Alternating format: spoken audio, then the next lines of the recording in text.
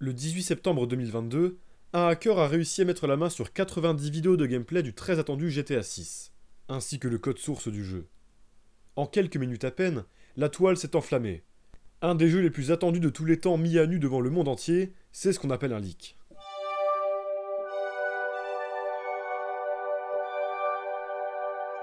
Un leak, c'est une fuite d'informations confidentielles. C'est un problème qui touche globalement l'entièreté de la pop culture.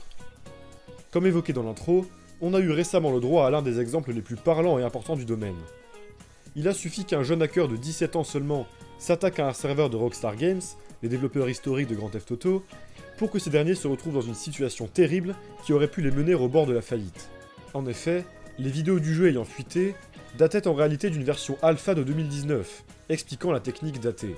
Ça n'a pas empêché les gens de réagir à chaud et de détruire le jeu sans contexte, ce qui peut anéantir la stratégie de Rockstar et ternir grandement l'image du jeu avant même sa sortie. Dans ce cas, l'attaque venait d'un hacker externe, mais un leak peut aussi être du fait d'un employé interne souhaitant avoir son heure de gloire ou se venger d'un quelconque mauvais traitement. Si on élargit notre champ de vision, ça s'applique aussi à la vie privée de chacun. Des exemples, il y en a des milliers. On peut citer le cas de Pamela Anderson lorsqu'une vidéo d'une sextape entre elle et Tommy Lee fut retrouvée par un cambrioleur et diffusée sur le net en 1995. L'impact sur la vie de Pamela Anderson fut désastreux. En effet, elle fut boycottée et refusée dans plusieurs boîtes de production, reçut plusieurs lettres de fans très explicites et sa famille reçut plusieurs menaces et insultes. Il s'agit d'ailleurs d'un des premiers leaks à avoir été répandus grâce à Internet.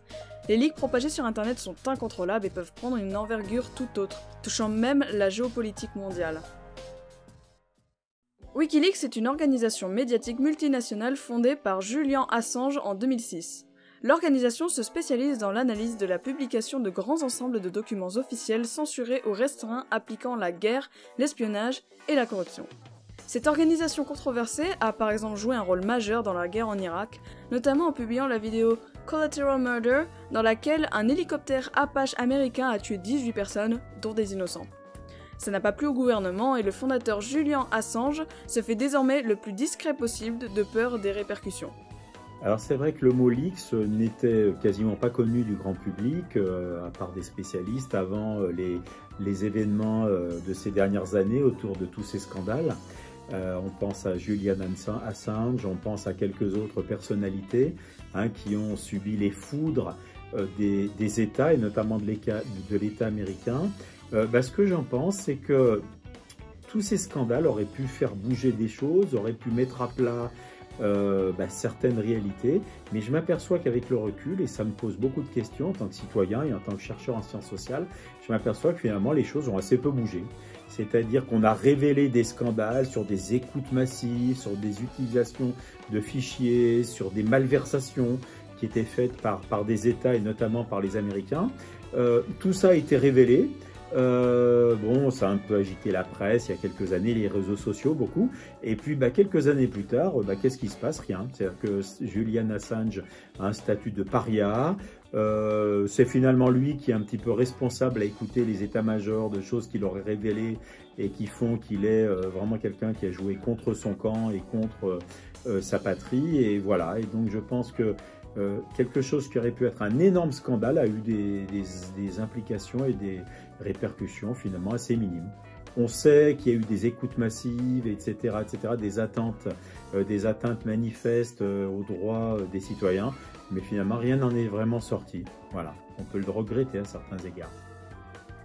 Quand on y pense, le concept de leak a des origines bien plus lointaines sans même qu'il soit nommé concrètement. Comment ne pas penser aux guerres, où l'espionnage revêt une importance capitale, se plaçant comme une sorte d'ancêtre des leaks. On peut par exemple citer le déchiffrement de la machine allemande Enigma par Alan Turing, qui, pendant la Seconde Guerre mondiale, a renversé le cours de la guerre en permettant aux Américains de préparer leur débarquement en 1944.